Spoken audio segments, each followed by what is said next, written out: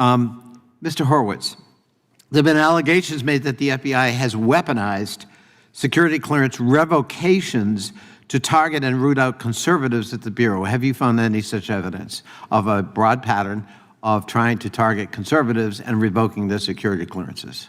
We have not made such a finding. Have you made any findings that the FBI security clearance process targets Christians? We have not made such a finding. Have you made any findings that the FBI leadership is targeting military veterans? We've not made such a finding. Have you made any findings that Jeffrey Veltri, now the special agent in charge of FBI's Miami field office, was biased against conservatives? We haven't made any findings with regard to Mr. Veltri. And have you made any findings that the FBI wrongly revoked the clearance of former special agent Garrett O'Boyle? I'm not going to speak to any particular case because we have matters ongoing, and so as I'm answering those questions, I'm talking about what we've done as of today. We'll stipulate that, but would it be fair to summarize your answers to the previous questions?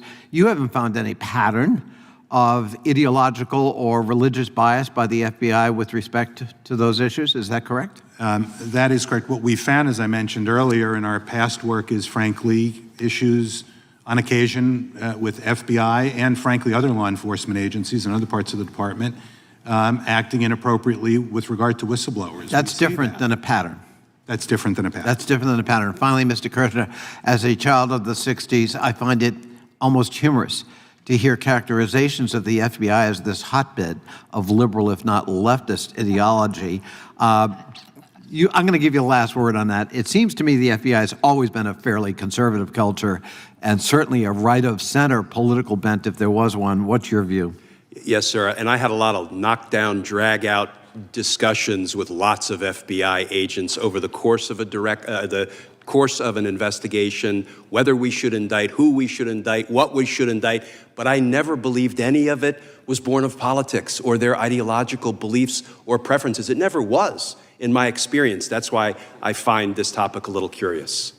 The gentleman's time has expired. I'll now recognize myself.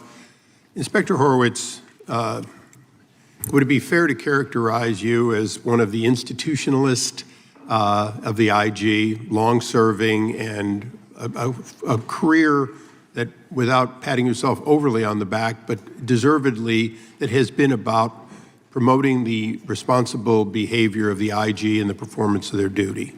Congressman, that's certainly how I viewed myself. My responsibilities through my time here as IG. Well, that's how this committee and other committees of the Congress view you for your years of service, and I want to thank you.